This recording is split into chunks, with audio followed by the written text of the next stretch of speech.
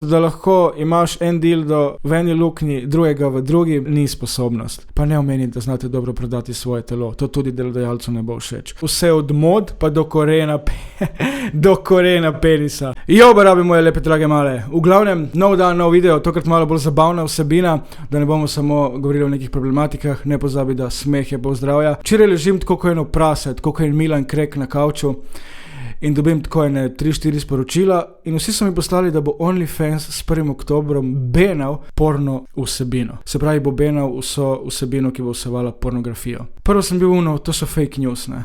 Potem sem šel malo googlat, pa vidim BBC News piše o tem, razni Instagram profili, ki so verifajani. In sem rekel, shit, something is happening. Tako da ja, načeloma bo OnlyFans 1. oktobra benal pornografijo. Punce, stari, treba bo najti šiht.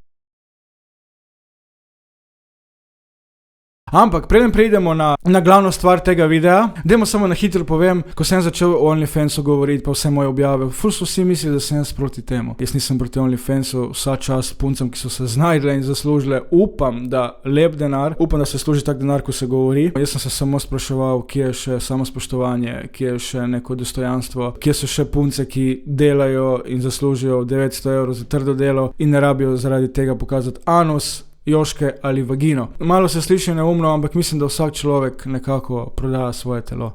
Mi prodajamo sponzorjem, ostali raznim firmam, podjetjem, kjer podpišejo pogodbo za nedoločen čas in s tem prodajajo svoje telo, recimo ljudje v tovarnah. Če pogledaš malo bolj podrobno, dejansko je res, ne. No, nekatere punce pa prodajajo svoj anus, svojo vagino in svoje obline dečkom, detkom in raznim možakarjem v Sloveniji in celo po svetu. In spraševal sem se še, ali je to virtualna prostitucija ali ni. Ampak zdaj nas to ne zanima. Dajmo zdaj mi preusmeriti fokus na službo. Drage moje punce, upam, da ste si kaj prišparale, če res zaslužite od 4 do 8 tisoč € na mesec. Upam, da ste nekaj tega denarja dali na stran. Dajmo reči, da ste vsak mesec dali 2 jurja na stran, pa da delate to že leto dni, to je 24 tisoč €. S tem se da živeti še nekaj časa, brez da hodiš v službo. Ampak zato sem tukaj jaz in vam danes pomagal sestaviti prošnjo za delo. Drage moje punce, dajte mi slediti, dajte me poslušati, kaj govorim, kako se sestavi prošnjo za delo in kako se izpolni vlogo za socialno pomoč. Žal, punce, delo si bo treba poiskati. Razen, če boste objavljali na OnlyFans recepte. Ali pa ne vem, kako izdelujete iz lesa obeske za ključe. Kako je prošnja za delo sestavljena? Jaz imam veliko izkušenj, na socialni sem in sem tega že ogromno izpolnil, tako da dejte mi zaupati. Sestavljena je iz glave, začetnega nagovora, začetka, osebne predstavitve, reference, vaše sposobnosti in zaključek. Se pravi, teh 6 ali ne bomo sedaj obdelali. Pa ne tako obdelali, kot ste ve vašo muco na OnlyFans, ampak obdelali na drugačen način. A ja, pa na koncu, če želiš, lahko pošlješ še svojo sliko, pa ne tisto z OnlyFans, mogoče fotografijo, ki jo imaš na osebnem dokumentu, pa bodi oblečena. Ok, v glavi so ponavadi oziroma so vaši osebni podatki in osebni podatki firme oziroma podjetja, na katero pošiljate prošnje za delo. Recimo Lidl, Eurospin, kakšna tovarna, ogromno iščejo. Zakaj pa ti, Jan, ne pošlješ prošnje? Gremo naprej. Začetni nagovor naj bo sestavljen, recimo, javljam se za delo v proizvodnji. Prosim, ne omenjati, da ste spretni z vibratorji in z raznimi ritnimi čepi, analnimi čepi. Nagovor bi bil, javljam se na delo, imam že 10 let izkušenj kot vodja v gostilni, vodja v restauraciji, sem pripravljen sprejeti kakršnokoli delo. Se pravi, to je recimo nekako začetni govor. Nagovor. Potem je tukaj ta začetek, nikako ne začet, videla sem vaše delo na zavodu, videla sem vaše delo na internetu, videla sem, da iščete delo na Facebooku, predvsem ne na OnlyFans. Tako da probajte nekako začeti, tako da ne boste zvenele obupane. Potem tukaj pride osebna predstavitev. Tukaj dajte napisati nekaj o sebi. Seveda, prosim, ne napisati, da ste kazale anus in vagino za denar. Ok, da ga znate dobro potegniti. Ja, definitivno ne zna vsaka, ampak mislim, da to nekoga iz kadrovske v Lidlu, Eurospinu ne bi zanimalo. Tako da dajte povedati, kaj znate, da bo njim prav, oziroma njim pogodu. Recimo, ne vem, delali ste v strežbi, imate končano ekonomsko šolo, trgovsko šolo, menedžer, gimnazijo, osnovno šolo. Dajte napisati, mogoče direktor bo bolj všeč, če boste napisali, kaj znate, kot pa da napišete, da trenutno ste brezposelni, ker so OnlyFans banali, imate 2 otroka, ločene ste, trenutno ste na sodišču, kdo ima otroke. To mislim, da delodajalca ne zanima, ker s tem avtomatsko nekako prinesete probleme, bolniške, zaradi stresa, ne bo vas v službi ne boste zbrane, sfokusirane na delo. Tako da dajte napisati samo pozitivne stvari o sebi, pa ne na dolgo in široko. Probajte tako strniti, pa da je berljivo, pa dajmo paziti na SZ. Se pravi, če napišeš, zelo rada se igram z šunko, to bi bilo za OnlyFans. Zelo rada se v službo vozim s skuterjem, ker sem tako hitreje na delovnem mestu in se izognem prometu. Se pravi, s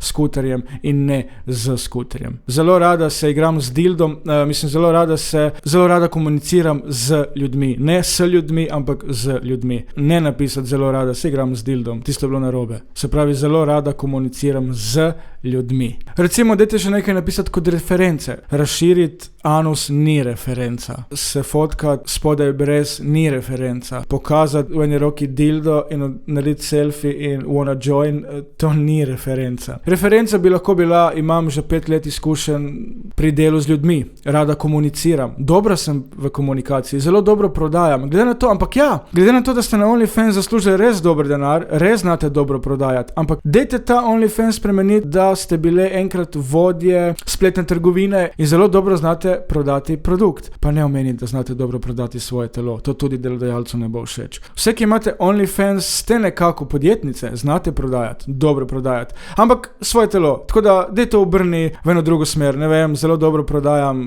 nakit na spletu. Pa tudi, ko komuniciraš s svojimi strankami na OnlyFansu, recimo s kakšnim detkom, ki je 70 let star in se mu lih ne ostane in ti ga prepričaš, da ti vseeno plača in da gre s tabo na videoklic, to znaš komunicirati z ljudmi, ampak ne tega napisati v življenjepis. Napiši samo, dobro komuniciram s strankami. Stranko znam prepričati v prodajo. To bo šlo. V glavnem, to so reference. Dajte vse, kar delate na OnlyFans, spremeniti ali zapreti oči in si predstavljate, zdaj sem v trgovini. Fuljenih penzionistov, vsi si želijo mene, vsi si želijo vsi si želijo teh superg, moram jih prodati.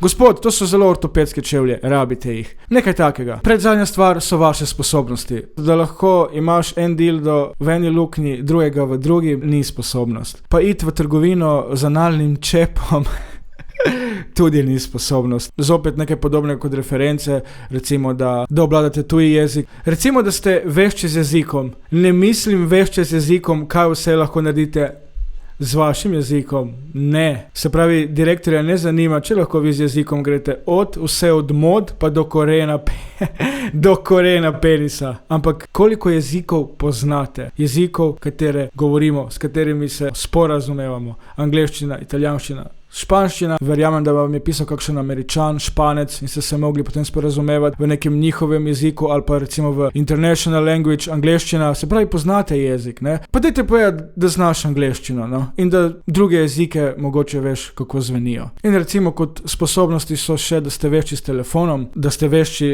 s kamero, ker za se posneti najdober kader, kako najboljše pokažeti svojo muco, prava svetloba, lepo, da se vidi, fotko obdelati. Tako da ja, ampak dajte povedati, da ste fotkale dejansko muco, mačko, ne tisto muco, ki jo imate spodaj. V zaključku pa dajte biti zelo skromni, napišite, da je to samo prošnja za delo, da o ostalih stvareh lahko poveš več na srečanju oziroma če vas potem delodajalec povabi na razgovor. A ja, pa s tem, ko mislim, da pokažete več na razgovoru, to ne mislim, da mu ga povlečete ali namignete na to. Povejte nekaj več o sebi, kar niste napisali in dajte ga prepričati, da vas zaposli. Pa ne prepričati z dekoltejem. Tako da v zaključku ne pretiravati. Na koncu je pa še fotografija. Ponavljam, fotografija ne iz OnlyFans. Bodite oblečeni, bodite kot na osebnem dokumentu. Tako da ja, to je to. Upam, da ste razumeli. Kratko in Renato, direktorjem se ne da brati vseh tistih romanov, koliko imate vi otrok, kolikrat ste ločene, koliko fantov ste imeli, kako vas je tisti tepel, kako se ne morete nič. Njih zanima, kaj znate, imate izkušnje in kako ste vešči. Pazite na SZ, kakšna vejica vam lahko svali, dajte paziti na pike, dajte paziti na velike začetnice in dajte predvsem paziti, da bo to berljivo, ne pa da bo človek prebral in ne bo vedel, kaj ta piše. Še enkrat ponavljam, ne poslati slike, ker ste gole. Slika na koncu mora biti vaša slika z dokumenta, oziroma dajmo reči slika, kjer je odzadje belo, kjer ste vi lepo oblečena, srajčka, ramena gor, dekolte prosim zapret in to je to. Tako da v naslednjem videu vam pa pokažem, kako poslati prošnjo za socialno pomoč. Upam, da boste poslali čim več prošenj in da boste delo dobile. Brez zamere, malo za šalo, malo za res. Upam, da si punce opomorite. In če OnlyFans več ne bo vaš prihodek, je milijon drugih načinov, kako lahko zaslužite. Ne vzeti tega preveč resno, dajmo se imeti fajn, dajmo se zabavati. Punce moje, lepo se imejte. Čau!